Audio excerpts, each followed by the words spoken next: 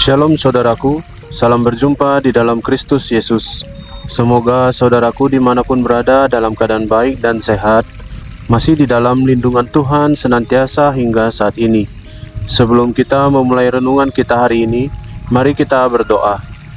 Tuhan Allah Bapa kami yang memberkati dan memelihara kehidupan kami, yang mencukupkan segala kebutuhan kami hingga saat ini.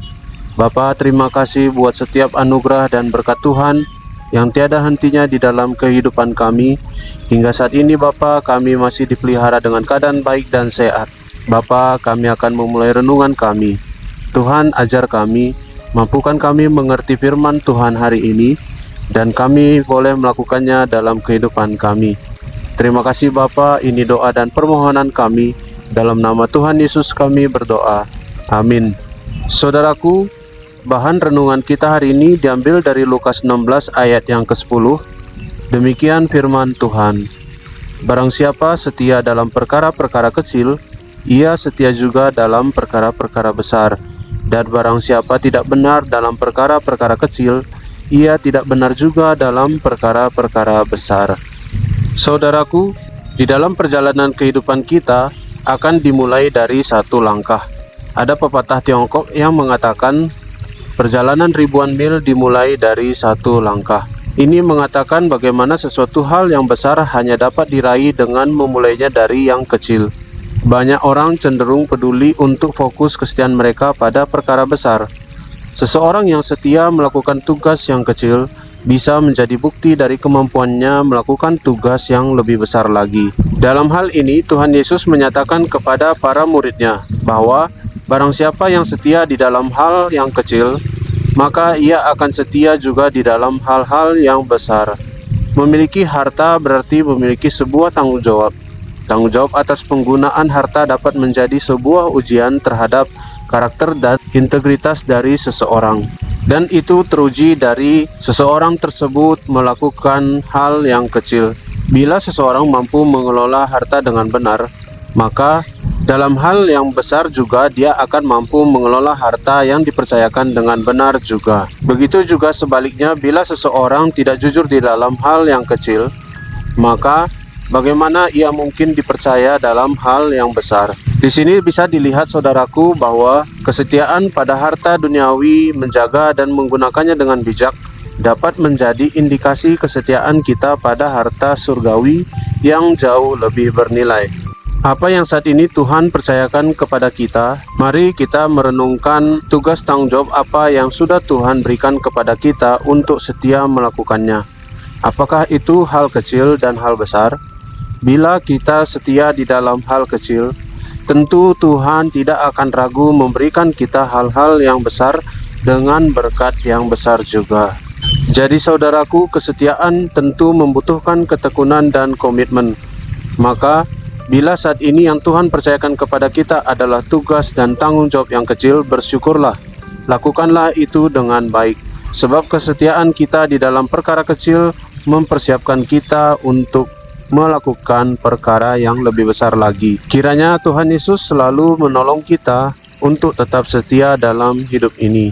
Amin. Mari kita berdoa. Tuhan Allah Bapa kami yang mengajarkan kami tentang kebenaran firman Tuhan hari ini. Bapa, terima kasih untuk firman-Mu mengingatkan kami untuk setia di dalam hal yang kecil. Biarlah Tuhan kami boleh mampu melakukan tugas tanggung jawab kami mulai dari hal yang kecil, hingga kami boleh sanggup mengerjakan tugas tanggung jawab di hal yang besar. Bapa di surga, kami juga berdoa Tuhan untuk bangsa dan negara kami. Terus Tuhan bawa dalam pemulihan bagi bangsa dan negara kami, supaya terjadi perbaikan, peningkatan kesejahteraan di dalam bangsa dan negara kami ya Bapa. Terima kasih Tuhan, pakai pemerintahan kami dari yang tertinggi hingga yang terendah, supaya benar-benar memiliki hati nurani, bertanggung jawab sepenuhnya atas tugas yang diberikan, dan juga mengutamakan kesejahteraan rakyat-Mu ya Tuhan. Kami berdoa juga Tuhan untuk gereja Tuhan, biarlah Bapa terus berkati gereja Tuhan. Pakai gereja-gereja Tuhan sebagai alat pelayanan Tuhan, perpanjangan berkat Tuhan bagi banyak orang.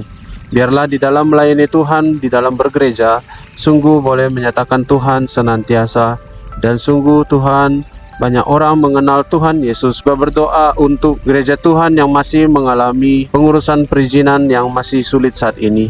Biarlah Tuhan berkati. Setiap proses yang dilalui boleh berjalan ya Tuhan. Hal-hal yang diperlukan boleh dilengkapi. Terlebih orang-orang di staf pemerintahan yang mengurus perizinan ini ya Tuhan. Biarlah Tuhan bukakan hatinya supaya mereka mau membantu mengurus perizinan gereja Tuhan, sehingga gereja Tuhan boleh berdiri dan kami boleh beribadah dengan tenang dan aman. Terima kasih Bapa, kami juga berdoa bagi keluarga kami. Terus Tuhan senantiasa lindungi dan jagai. Pimpin selalu keluarga kami di jalan yang Tuhan kehendaki, supaya di dalam beraktivitas dan di dalam berkehidupan senantiasa keluarga kami menyatakan Tuhan dan juga boleh membawa dampak baik bagi banyak orang. Berkati juga Tuhan untuk usaha dan pekerjaan kami. Biarlah melalui usaha dan pekerjaan kami boleh tercurah berkat Tuhan dan boleh mencukupi segala kebutuhan kami. Terima kasih Bapa. Terima kasih Bapa, terima kasih Tuhan. Sepanjang hari ini kami serahkan kehidupan kami. Tuhan yang pimpin kami, Tuhan yang sertai dan arahkan kami, agar kehidupan kami senantiasa di jalan Tuhan. Terima kasih Bapa, ini doa dan permohonan kami. Hanya di dalam nama Tuhan Yesus kami berdoa.